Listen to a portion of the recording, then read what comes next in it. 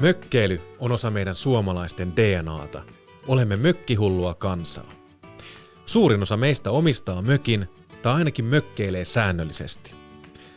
Me kaikki tiedämme, että myös mökkeily kuormittaa luontoa ja ilmastoa. Miten voimme siis mökkeillä kestävästi? Tai vuorostaan, jos olet aikeissa hankkia mökin, mihin kestävyyskysymyksiin tulisi kiinnittää huomiota?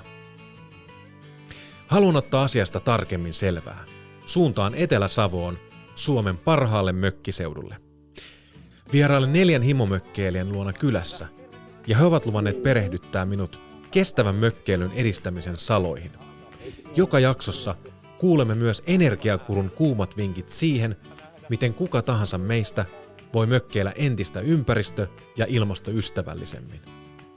Tervetuloa rajoja rikkovan visuaaliseen Laiturilla podcastin toiselle tuotantokaudelle, jossa studiomme liikkuu ihmisten mökeillä Etelä-Savon kauniin järviluonnon keskellä. Tämän podcastin voi kuunnella ja lisäksi pääset mökkitunnelmaan katsomalla jaksot videokastina.